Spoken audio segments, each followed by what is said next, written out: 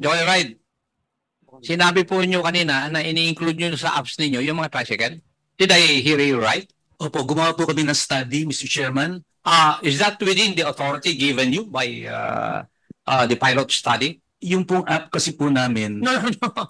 Is that within the authority given you by the OTR? Na sumali kayo sa pilot study na motorcycle lang ang pag-uusapan at yun ang gagamitin nyo. Ngayon, nagpapasok kayo na tricycle. actually, Mr. Chairman, naging pilot lang po at the request of the LGU po. Ang tanong ko sa iyo, is that within the jurisdiction or the authority given you by the OTR? Hindi nakapagpaalam po kami doon sa Kaya dating nga. PWG. Kasi, kung gagamitin ninyo, kikita na naman kayo na hindi nalalaman ng mga otoridad. Di ba? You tell me, did you not go outside of your jurisdiction? May I say, Mr. Chairman? Yes, I'm asking you. Opo. Yung po kasi, unang-una po, nagpaalam po kami sa TWG tungkol doon sa tricycle. So, ibig sabihin, you were allowed by the TWG. Opo. Is that correct? Opo. Would that be true? Sec Mendoza? At saka po, Sandali lang. I'm asking kung totoo yung sinasabi ninyo na may approval ang TWG. Kasi ang pilot study pertains to a motorcycle taxi, hindi tricycle. Di ba? So, I'm asking you, Asik Mendoza, did you authorize Joyride Mr. Chair, to have with to include in the pilot study the use of tricycles? no, Mr. Chair. Oh, who's telling the truth between the two of you? Yes. We actually asked po, hindi po yung bagong TWG din to. Ito po, matagal na po itong, wala po sila ASEC bigor nung time na yun, nung nagpaalam kami. So, hindi po dito sa grupong to. Yung bang dalawang players, aside from Joyride, meron din kayong tricycle apps? Kasama sa apps niyo yung tricycle? None, Mr. Chair. Wala po, Mr. Chair. Bakit? Bakit wala kayo? Wala po kaming authority from the technical. Yes. Joyride. Basically, that is the reason. Yung pilot study, motorcycle lang. Taxi, hindi tricycle. I think you are overstepping the authority given you. Asek Mendoza, you better do something about that. Yes, Mr. Chair. Yes. Otherwise, we will conduct an investigation here. At kung sasagot-sagot kayo ng ganyan, Congressman Caraps will recommend your to cite you in contempt. Diba, Joyride?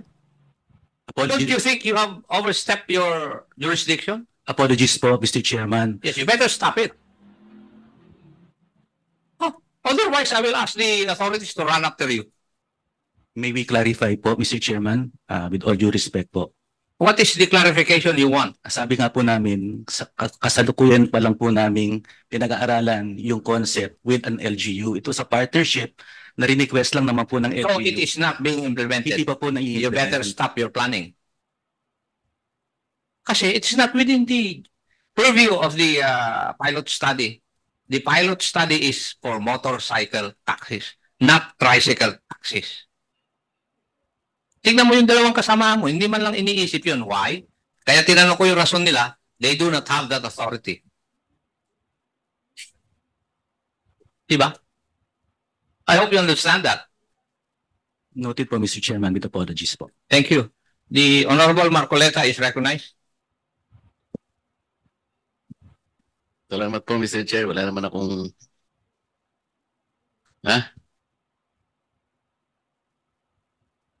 Sigurado ka? Mga mamaya, gagalit-galit ka yan. Mr. Chair, will you please refresh my memory in connection with this motorcycle taxi pilot study, because my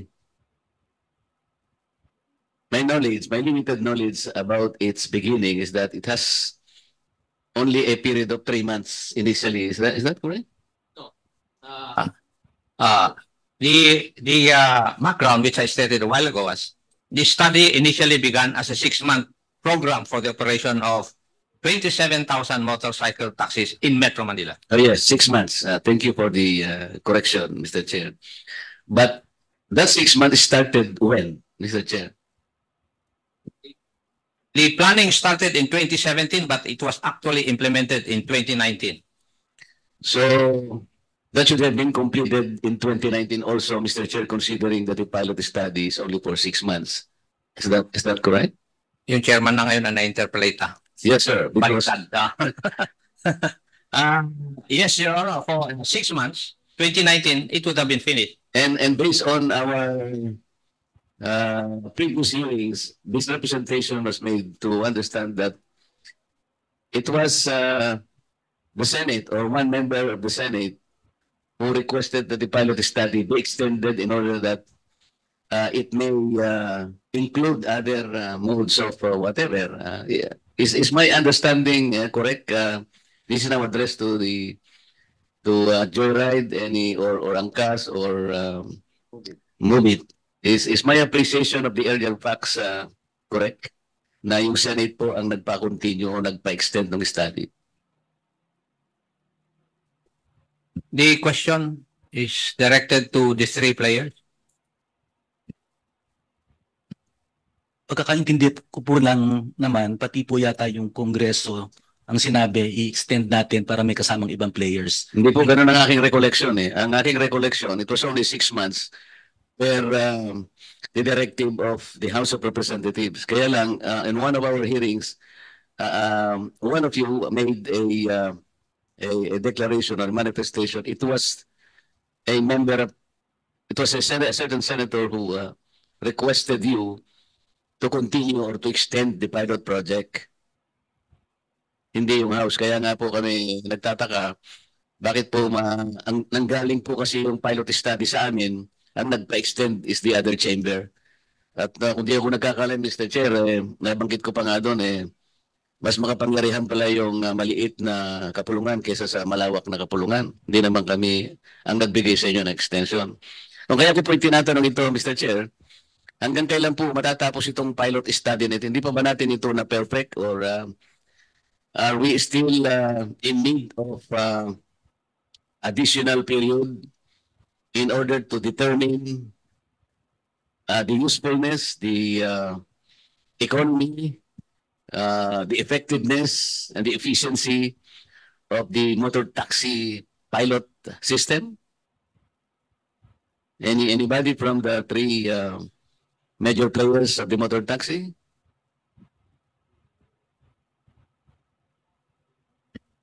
Mr. Chair, maybe i-reiterate ko lang po yung nabanggit na po ni Chairman Vigor an hour ago, which is I think they're waiting for one final study po, Mr. Chairman, and they requested po for 6 months for them to finalize po the study per ASEC Vigor po. Hindi po, ang pagkakaalam ko kasi, yung mga nakaraang hearing din, dahil parang na-concentrate nga po sa 3 lang, Mr. Chair, Angkas, Move It, and Joyride. I recall that in the previous hearing, we were even recommending to you to include other groups, notably those who were also recommended not only by the DOTR but also the development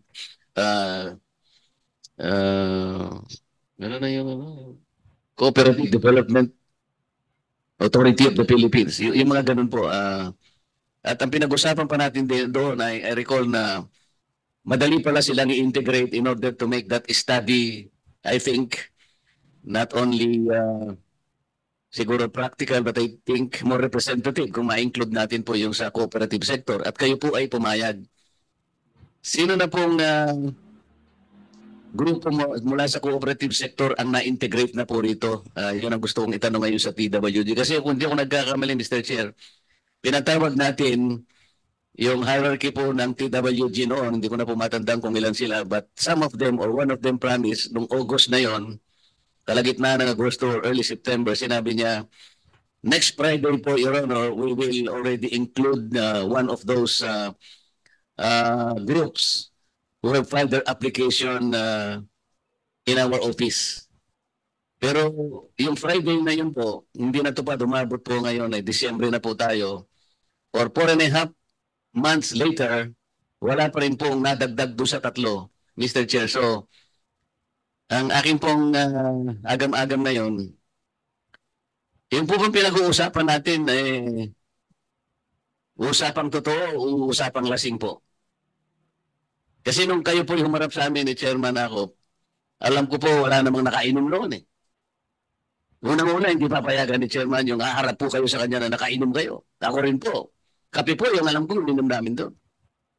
Pero may nagsalita po, mula po sa TWG, sa susunod na Biyernes po, sabi niya, siguro po nag-uusap kami noon, na baka Biyernes noon. So ang sinasabi niya, 1 week later, isasama na po namin sa pilot study ito. Sino po yung may pagkukulang? Yung may pagkukulang po ba yung gusto nating maisama yung mga ibang grupo o kayo rin na hindi nyo sineryoso, hindi nyo talaga pinastrak? O inisip nyo na ng usapan natin ay usapang lasing lang? Ganun po, ano po ba talaga? Bakit po ganun, Mr. TWG?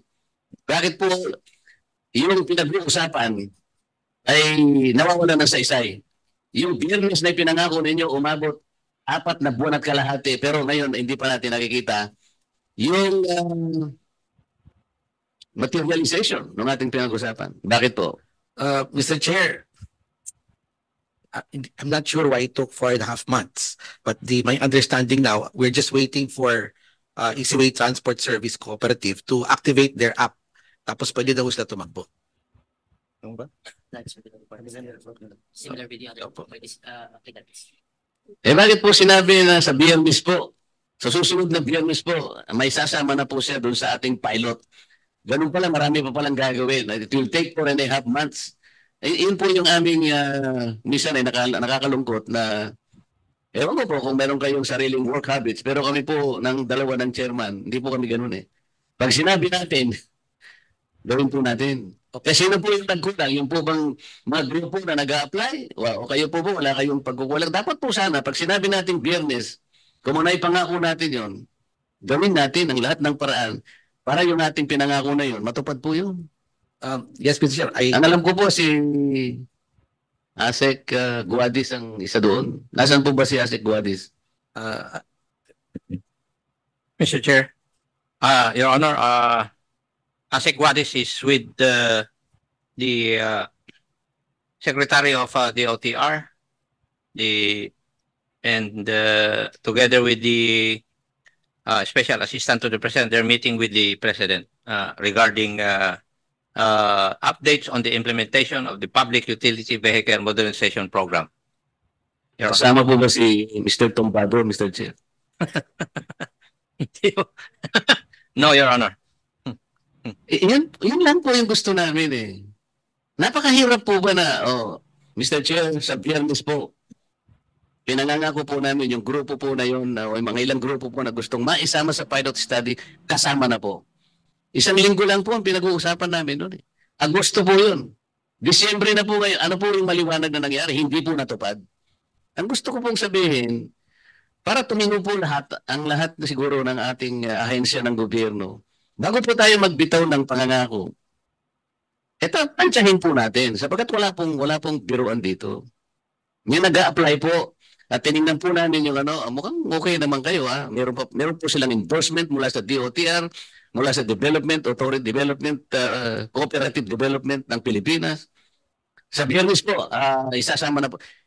E di sa mga twin, ano po ang nangyari sa pilot study na ito? Yung conference po nananatili po doon sa 2 lamang. Yun po yung problema eh.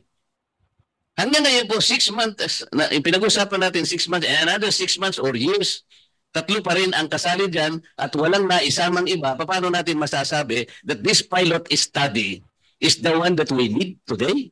Hindi naman pala nangyari yung ating pinag-uusapan. Eh. Ito po yung sentimiento, Mr. Chair. Pwede po ba kayong makapagpaliwanag ng maabot ng aming konting pagkakaintindi rito para yung Biyernes ay hindi po maging 4.5 months? Salamat po, Mr. Chair. Mr. Chair, if I may, ako na po ang titigin po dito, Mr. Chair. I'm not sure what transpired in the past. Pero bago ako magbitaw ng timeline, titignan ko mabuti para gusto rin natin ma-online na po ito para masama na po sa datos na kinukuha po natin. If I may get back to the committee and the Honorable Marcoleta for exact timeline kung kailan ma-onboard tumataong to.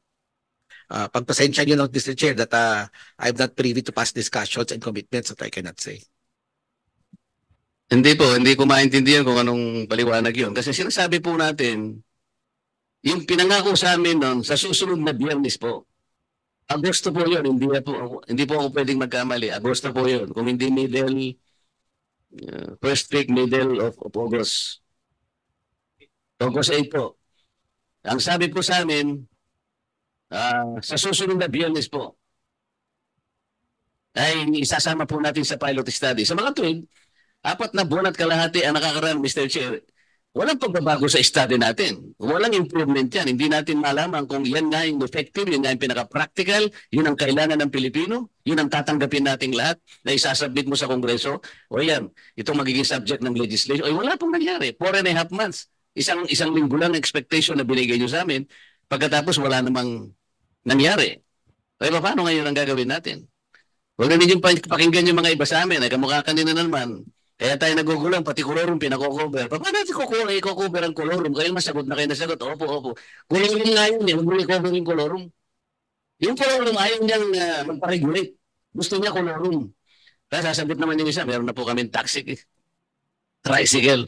Bakit hindi magagalit ang chairman natin? Motorcycle taxi pa nga lang, hindi na tayo magkaintindihan. Isasama mo na naman ang tricycle, pati kolorum ng mga tricycle, isasama ninyo. Wala tayong matatapos dito. Mr. Chair, Yung katabi mo, kakilala ko eh. Boss, di ba? Yung nag-a-apply. Pumunta pa nga po ako dahil sa nakita ko, sa awa ako doon sa taong nag-a-apply na grupo. In-inspection ko po yung dokumento eh. O ano ba akong problema? Eh, 1 taon na pong nakapile ka sa LTFRB. Hindi pa po kami nabibigyan ng oso. Pwede niyo po ba kaming samahan? Alam po ba niyo sa namin ang ginagawa ko, sumama po ako para malaman bakit po hindi ina-actionan yung aplikasyon. Ay tama naman po eh. Nagpunta po ako ron. Ang problema, wala naman yung ASEC. Nag-billing po ako doon sa doon sa secretary. Wala pa rin nangyari. Hanggang sa dumating nga sa amin, nag-usap kami sa opisina ng ating chairman, ayun po, yung po ang pinanggalingan sa Biyernes po. Sensya ka na, Mr. Che, kung bakit ko pinipilit-pilit sa Biyernes po. Hindi ko lang kasi natanong, yun ang mali natin siguro, Mr. Anong Biyernes? Ha? Kasi natin po yun, sa susunod na Biyernes, kaya ang mali ko lang, tansyahin mo nga kung anong Biyernes ang pinag-uusapan, kung anong Biyernes Santong pinag-uusapan natin dito. Yun po ang problema eh. So, napakahirap pag hindi ka pa kumakain talaga, iinit ang... 3 kings ng Bernes niya. Mr. Chair, maraming salamat po sa inyo. Thank you. Asek, kaya hindi mo maalis sa akin na mag-isip eh. Di ba kung my head? Na para bang ang nangyayari, yung 3 lang ang pwede. Di ba? Sabihin nyo ba sa akin? With all these circumstances that are coming out, para bang yung 3 lang ang pwedeng mag-operate o maisama lang sa pilot study? May I know, doon sa original na guidelines ng pilot study, ilan ba talaga dapat na magpa-participate? Mr. Chair, there was no indicative number kung ilan. And therefore, it was the authorities of the pilot study ang nag-determine ng number. Yes, Mr. Chair. And therefore, if you had that authority, you could also increase it. Kasi nasa inyo yung autoridad eh. Opo, Mr. And Chair. the authority given you did not limit the number of participants, right? That's correct, Mr. Chair. O di dapat kuwan kayo, i-open ninyo to remove the suspicion na nagkakaroon ng monopoly yung 3. That's correct, Mr. Chair. Oh. Now, kung pinatatagal nyo yan at iniipit, ay nagkakaroon kami ng pag-iisip dito sa likuran ng utak namin. Lalo-lalo na ako na investigador. Yes. Oh. Ano ba kung my head? Merong nangyayari na hindi natin alam kung bakit 3 lang yan. And that has been the contentious attack against this pilot study. Would you agree, Ate? Mr. Chair, as you mentioned, kung meron ng aplikante, kailangan maproseso ko kagad eh. Para mapasok na ho natin sa study, we get the more data. I understand, Chair, the sentiments. Kaya ako na po titingin po dito para mabalikan ko kagad kayo sa timeline kung kailan mo on board lahat to. Yes, kasi unfair na nangyayari to the other sectors of the transportation group. Yes, Chair. I will Yes. handle it. Yung ibang transportation group like the TODAS, they apply for a franchise. Ito wala. Di ba? Yes. Yung regulations applying to them, very limited. Samantalang yung mga legitimate, ang dami-daming regulations. Why? Matanong ko nga po kayo. Why? Para bang ikaw may 3 anak, paborito mo yung panganay. Yung 2, pinababayaan mo. Di ba? Yes, Mr. Chair. Yes. Yes, Mr. Chair. Yan ang nakikita ko as chairman of this committee. Ngayon lang ako pumasok sa Kongreso uli. Yan ang nakikita ko bilang chairman. Oh. Ganon. Kasi nagkakaroon na ng monopoly yung 3 players. Since the start. When in fact, you're supposed to open. Kasi yun ang tanong ko sa inyo. Yes. Ano ba ang, doon ba sa guidelines na binigay? May limited number of players ba? Sabi nyo, wala. Therefore, dapat tumanggap kayo ng ibang players na nag-a-apply Correct, Mr. Chair. to level the playing field. Yes, Mr. Chair. Yeah. And I think that's the point of the Honorable Marcoleta. Yes, I understand. Aside from the fact na para kayong hindi mga lalaking kausap. Sabi niya.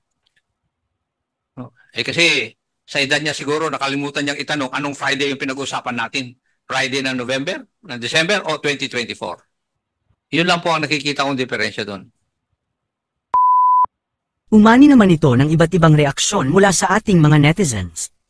Ayon kay Elma Declaro, salamat Sir Congressman Marcoleta at Sir Acop, binigyan nyo ng pansin ang hinaing ng mga operators drivers about franchising problem, ginigipit ng LTFRB. Pahayag naman ni Sony Adniro, klaro na ang korupsyon bakit di agad buwagin. Mahirap ba talaga gawin yan? At ito naman ang saloobin mula sa ating kababayan na si Bonifacio Boses, dapat po siguro buwagin na ang LTFRB at ang trabaho nila na isyuhan sa franchise sa mga transportation sector, ibigay na lang sa DOTR. Mga kababayan, feel free to comment below para maglabas ng saloobin sa balitang ito.